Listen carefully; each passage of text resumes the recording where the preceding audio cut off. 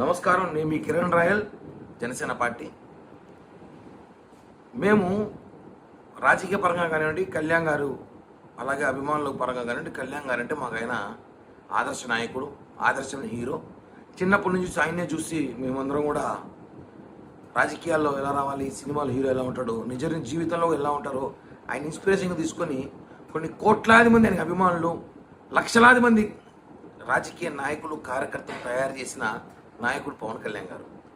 అలాంటి వ్యక్తిని ఎవరైనా విమర్శిస్తే వాళ్ళని చాలామంది మేము ఎందుకులే, కొంతమంది చిన్న చిన్న పిల్లల్లాగా, కొంతమంది హౌలేగాలు ఉంటారు, పనికిరాని వాళ్ళు మాట్లాడుతుంటారు, వాళ్ళు పట్టించుకునే అవసరం లేదు.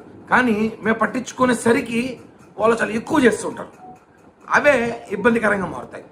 ఇప్పుడు వాడెవడో ఒకడు అనుదీప్ కటికలో ఒటికలో ఏదో పేరు ఏదో కూడా ఈ పేరు వెనకాల అతను ఏదో కామెడీ షోలు చేస్తూ ఉంటాడు.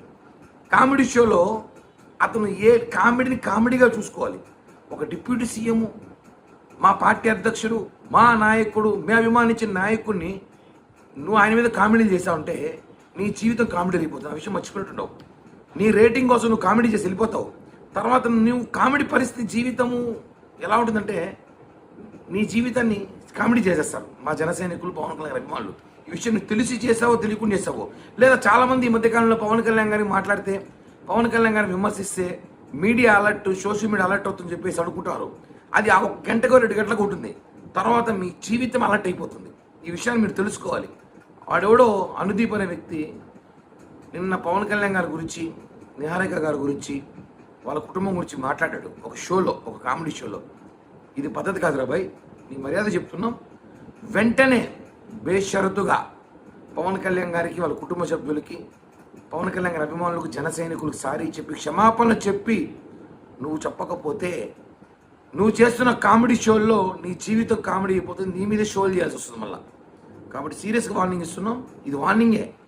ఎందుకంటే మా నాయకుడిని, మా నాయకుడి కుటుంబాన్ని విమర్శిస్తే కామెడీలు మేము నీకన్నా బ్రహ్మాండంగా చేపించగలుగుతాం మళ్ళీ.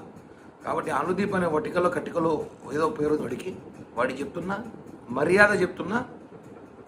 డిపార్ట్మెంట్ కూడా సీరియస్గా యాక్షన్ తీసుకొని ఇలాంటి వాళ్ళు లోపల పెడితే భవిష్యత్తులో పునరావృతం కాదు. ఎందుకంటే ఇలాంటి వాడి వల్లే రేపు ఇంకోటి వస్తాడు. పవన్ కళ్యాణ్ గారనే కాదు, ఇంకా అనేక మంది హీరోలు, నాయకుల గురించి ఇలా వ్యక్తిగత కామెడీలు చేయడం మొదలెడతారు. ఇప్పుడే వీళ్ళని కట్టడి చేసి లోపలేసి గుత్తి కారేస్తే కంట్రోల్లో ఉంటారు. కాబట్టి ఒకటే చెప్తున్నా, ఒక పవన్ కళ్యాణ్ గారి అభిమానిగా, ఆయన అభిమానించే వ్యక్తిగా వెంటనే క్షమాపణ చెప్పకపోతే, అరే అనుదీప్, నీకు జీవితంలో కామెడీ, నా ఒక్క కామెడీ నా జీవితాన్ని కామెడీ చేసేస్తేని బాధపడే రోజులు వస్తాయని చెప్పి కూడా తెలియజేస్తున్నాను. జై హింద్.